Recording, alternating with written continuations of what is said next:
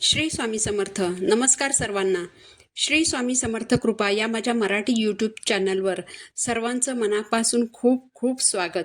यंदा सोमवार दिनांक 22 सप्टेंबर 2025 रोजी घटस्थापनेपासून शारदीय नवरात्रीला सुरुवात होत आहे आणि 1 ऑक्टोबर 2025 रोजी विजयादशमीला नवरात्रोत्सवाची सांगता होणार आहे. घटस्थापनेचा शुभमुहूर्त सकाळी 6:09 ते 8:06 असेल. याशिवाय अभिजित मुहूर्ताचा काळ सकाळी 11:49 ते दुपारी 12:38 राहील. या काळातही तुम्ही घटस्थापना करू शकता. घटस्थापना म्हणजेच कलशाची स्थापना करून धान्यांची पेरणी केली जाते. नवरात्रीत घटस्थापनेच्या वेळी सप्तधान्य पेरण्याची प्रथा आहे, कारण ती समृद्धी आणि विपुलतेचे प्रतीक आहे. नवरात्रीमध्ये घटस्थापनेच्या दिवशी घटामध्ये गहू, जव किंवा 7 प्रकारच्या धान्यांची पेरणी केली जाते. यालाच सप्तधान्य असेही म्हणतात. या सप्तधान्यांमध्ये विविध प्रकारच्या धान्यांचा समावेश असतो, जसे की गहू, तांदूळ, जव, मूग, बाजरी, धणे आणि तीळ.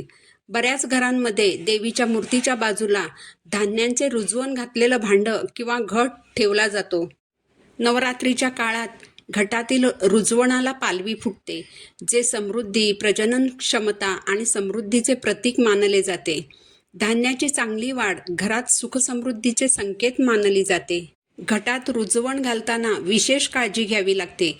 काही वेळा घातलेल्या रुजवणाची काळजी घेऊन सुद्धा ते व्यवस्थित उगवून येत नाही. हे धान्यांचे रुजवण संपूर्ण 9 दिवस देवीच्या बाजूलाच ठेवावे लागते. हे सप्तधान्यांचे रुजवण चांगले अंकुरावे, धान्य कुजू नये, यासाठी रुजवण घालताना नेमकी कोणती काळजी घ्यावी हे आता आपण जाणून घेऊया. सर्वात आधी रुजवण घालण्यासाठी चांगल्या दर्जाचे धान्य निवडा. उगवण क्षमता चांगली असलेले धान्य निवडा. जुने किंवा खराब झालेले धान्य वापरू नका. जास्त जुन्या धान्याची उगवण क्षमता कमी असू शकते. खराब झालेले, तुटलेले किंवा कीड लागलेले दाणे बाजूला काढून टाका. धान्याची उगवण क्षमता तपासा. दाणे निरोगी आहेत की नाहीत हे तपासण्याची पहिली पद्धत म्हणजे थोडे धान्य पाण्यात भिजत घाला आणि नंतर एका ओलसर कपड्यात गुंडाळून उबदार जागी ठेवा. जर अर्धेही धान्य उगवले नाही तर धान्याची उगवण क्षमता कमी आहे असे समजावे. उगवण क्षमता तपासण्याची दुसरी पद्धत म्हणजे एका भांड्यात पाणी घेऊन घटात पेरण्यासाठी घेतलेले धान्य त्या पाण्यात टाका. जे चांगले धान्य असते ते तळाशी जाऊन बसते आणि खराब दाणे पाण्यावर तरंगतात. घटात पेरण्याचे धान्य घटस्थापनेच्या आदल्या रात्री भिजत घाला. धान्य 6 ते 7 तास पाण्यात भिजत ठेवल्याने ते चांगल्या प्रकारे रुजण्यास मदत होते. याचबरोबर ते चांगले लांबलचक उगवूनही येते. यानंतर एक मातीचे भांडे घेऊन ते संपूर्णपणे पाण्यात भिजवून ओले करून घ्यावे. मातीचे भांडे ओलसर राहावे यासाठी आदल्या रात्री एका भांड्यात पाणी घेऊन त्यात भिजत ठेवावे. त्यानंतर थोडीशी माती आणि वाळू घेऊन ती स्वच्छ चाळून घ्यावी. चाळून घेतलेल्या वाळू मिश्रित मातीवर थोडेसे पाणी शिंपडून माती हलकीच ओली करून घ्यावी. वाळू मिश्रित माती पाणी धरून ठेवेल आणि हवेशीर पण राहील. आता भिजवलेले मातीचे भांडे घेऊन त्याच्या तळाशी हलकी ओली करून घेतलेली वाळू मिश्रित माती घालावी. माती फार घट्ट नसावी. यानंतर भिजवून घेतलेले सप्तधान्य व्यवस्थित या ओल्या मातीवर पसरवून घ्यावे. त्यानंतर त्यावर कोरड्या वाळूचा एक हलका थर पसरवावा आणि धान्य किंचित झाकून ठेवावे. लक्षात ठेवा की धान्य वाळूच्या खूप जाड थराने झाकून ठेवू नका. यामुळे धान्य उगवून येण्यास त्रास होईल.